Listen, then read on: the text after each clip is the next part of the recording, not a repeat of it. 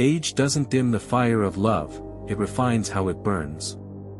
By the time a man reaches his 40s, 50s, 60s, or beyond, he's weathered heartbreaks, celebrated triumphs, and, hopefully, gained hard-earned wisdom.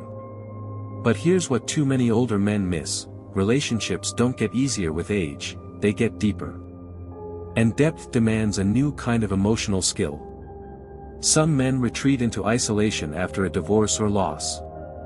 Others chase new romances without understanding the nuances of mature love. This isn't about manipulation or cheap tricks, it's about real emotional strategy, self-awareness, and the kind of wisdom that builds lasting connections. If you're an older man who wants to love more deeply, communicate with clarity, and leave a legacy of meaningful relationships, not regrets, this is for you. Why this matters now? Too many men suffer in silence, believing their best years are behind them. That's a myth. Your capacity for love and connection doesn't expire, it evolves. But you must learn the new rules of the game. 1. Emotional intelligence, your secret weapon. Youth fades. Charm fades. But emotional intelligence, EQ, only grows stronger with time. For decades, men were taught that stoicism, success, and strength were the keys to respect. But in relationships, especially later in life, EQ is what separates fleeting flings from lifelong bonds. What emotional intelligence really means. Self-awareness, recognizing your emotional triggers and patterns. Self-regulation, managing reactions, not suppressing feelings. Empathy, understanding what others feel without needing it spelled out. Social fluency, navigating conversations with patience and presence. In your 20s, you might have relied on looks or status. Now, women crave emotional safety. They want a man who listens without rushing to fix, who stays calm in conflict, and who isn't afraid to say, "I don't know, but I'm here." Real-life shift. Kenneth, 62, was twice divorced and skeptical of love. When his new partner pulled away, he didn't blame her, he asked, "What do you need?" Her answer: "Someone who listens instead of solving." He adjusted. Today, she calls him the first man who ever truly hurt her. EQ isn't weakness, it's the ultimate strength. Master it, and every relationship in your life transforms. 2. Communication, the art of connection, not correction. Many men think they're great communicators because they can debate, command a room, or give advice. But real communication isn't about talking, it's about connecting. Where older men go wrong. Fixing instead of feeling, here's how to solve it when she just wants to vent. Withdrawing when things get tense, silence isn't peace, it's distance. Dominating the conversation, monologues don't build intimacy. How to fix it. Use I statements, I felt hurt when, not you always. Practice reflective listening, so what I hear you saying is. Ask, don't assume, help me understand what you mean. Real-life breakthrough. Derek, 58, always interrupted partners mid-sentence. When he forced himself to listen without speaking for 60 seconds, his girlfriend said, "For the first time, I feel safe talking to you." 3. The power of listening without fixing. Men are problem solvers. But love isn't a puzzle, it's a shared experience.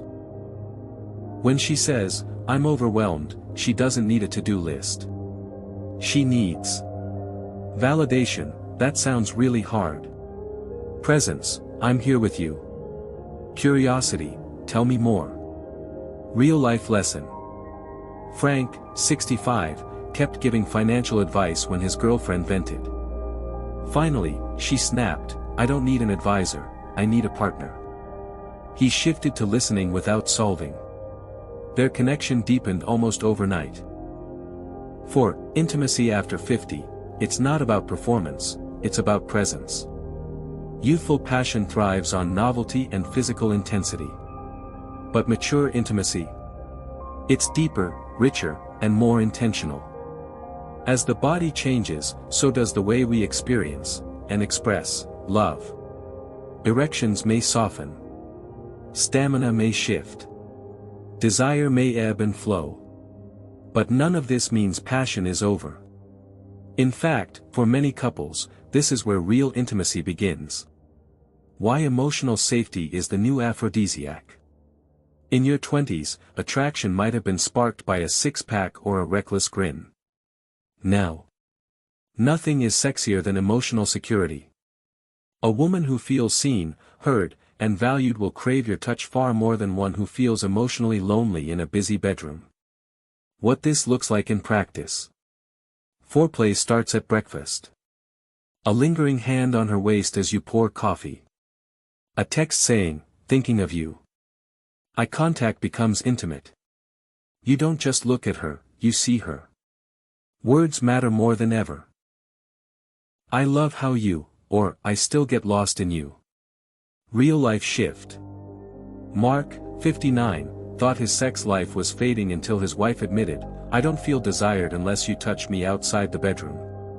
He started small, holding her hand at the movies, kissing her neck while she cooked. Within weeks, their physical connection reignited. Redefining performance, because it's not what you think. Many men panic when their bodies don't respond like they did at 30. But intimacy isn't a test, it's a conversation. What to do when things don't work like before. Stop equating hardness with worth. Pleasure isn't binary. Expand your toolkit. Hands, mouths, whispers, intimacy has endless forms. Laugh together. A relaxed man is an attractive man. Real-life wisdom. Carl, 64, was embarrassed when his erection faltered. Instead of retreating, he whispered, "Let me love you another way." His partner later told him it was the most connected she'd ever felt. The power of slowing down. Young love is a sprint. Mature love is a slow, savoring dance. Touch for the sake of touch. Not every caress has to lead to sex. Rediscover her body like it's the first time. Trace scars. Memorize curves. Silence is part of the language. You don't always have to fill the space. Real-life moment. After 30 years of marriage, David, 67, and his wife began sensate focus exercises, simply touching without expectation. It felt awkward at first, he admitted. Then it became the most intimate thing we've ever done. When to seek help, and why it's a sign of strength. Sometimes, biology needs backup. And real men take care of themselves. See a doctor if low libido is sudden or distressing. You suspect medication side effects. There's pain or persistent dysfunction. Explore options. Testosterone therapy, if levels are low. ED medications, if that's the right fit. Sex therapy, to unblock mental barriers. Real-life courage. Tony, 71, resisted Viagra for years out of pride. Finally, his wife said, "I miss you. Let's try. Now. I wish I hadn't wasted so much time being stubborn." The daily habits that keep intimacy alive. Passion isn't just what happens in bed, it's how you live between the sheets. Kiss like you mean it. A real, 10-second kiss daily. Sleep naked. Skin contact releases oxytocin, the bonding hormone. Flirt like you're still courting. A wink. A playful squeeze. Talk about desires. What would feel good tonight? Real-life secret. A study of couples over 60 found that those who maintained non-sexual touch were 3x more likely to report a satisfying sex life. The bottom line. Intimacy after 50 isn't about doing what you used to do, it's about discovering what you've never tried. The men who thrive aren't those with the hardest bodies. They're the ones with the softest hearts, the most open hands, and the courage to love differently. 5. Vulnerability, the strength most older men fear. Myth, real men don't show weakness. Truth, vulnerability is the birthplace of true connection. Why it's hard, Many older men were raised to equate emotions with incompetence. Admitting fear or loneliness feels like failing the strong, silent archetype. Science backs it up. Studies show vulnerability strengthens relationships. Partners perceive emotional openness as trustworthiness, not frailty. Try this. Start small. Replace "I'm fine" with "I've had a tough day." Notice how others respond with care, not judgment. Real-life courage expanded. James' date didn't just appreciate his honesty, she mirrored it, sharing her own fears of aging alone. Their bond deepened because mutual vulnerability became their language. 6. Boundaries. Love yourself enough to say no. Myth: if I set limits, I'll be abandoned. Truth: boundaries aren't walls, they're the gates that let love in without self-erasure. The cost of yes. Resentment, exhaustion, and relationships built on obligation, not respect. Healthy boundary scripts. I'd love to help, but I need to prioritize my health right now. I value our time, but I need weekends to recharge. Key insight: boundaries teach people how to love you properly. Real-life freedom expanded. Robert's kids initially pushed back when he declined to babysit last minute. But when he explained, "I'm doing this so I can be fully present when we're together," they apologized. His boundaries became a model for their self-care. 7. Healing your past so you can love fully now. Myth: time heals all wounds. Truth: time plus active healing does. Unprocessed pain leaks into new relationships as defensiveness: she'll betray me like the others. Emotional numbness: I'll never open up again. Steps to break free. Name the wound: I still feel ashamed of my divorce. Rewrite the story: my marriage ended, but I learned how to communicate better. Try somatic healing: trauma lives in the body. Yoga, breathwork, or therapy can release it. Real-life liberation expanded. Malik's men's group used a simple exercise: writing letters to their exes, never sent. As he read his aloud, tears flowed. Holding on to her was blocking me from everyone else, he realized. Within months, he met someone new, without old baggage. 8. Laughter, the secret to staying young at heart. Myth: seriousness equals maturity. Truth: playfulness is advanced emotional intelligence. Why it works. Laughter lowers stress hormones, boosts oxytocin, the bonding hormone, and keeps relationships resilient during conflict. Playful habits to cultivate. Inside jokes: create a silly phrase only you two understand.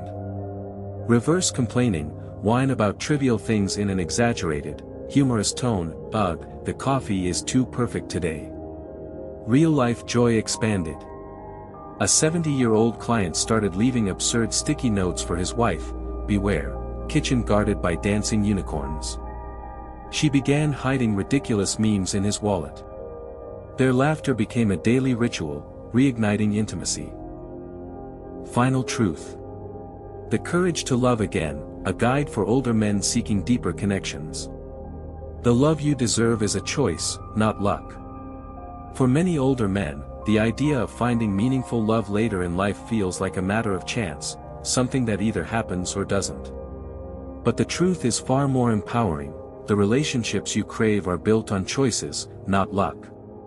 You may carry scars from past relationships, societal expectations of Stoicism, or the fear of being hurt again. But what if the very things you've been avoiding, vulnerability, boundaries, healing, and joy, are the keys to unlocking the love you've always wanted? This guide isn't about quick fixes or superficial dating tips. It's about emotional courage, the kind that transforms not just your relationships, but your entire way of living. Whether you're dating again after divorce, widowed and hesitant to reopen your heart, or simply longing for deeper connections, the principles here will help you step into the love you deserve. 1. Vulnerability, the strength most older men fear. Why vulnerability feels like weakness, but isn't.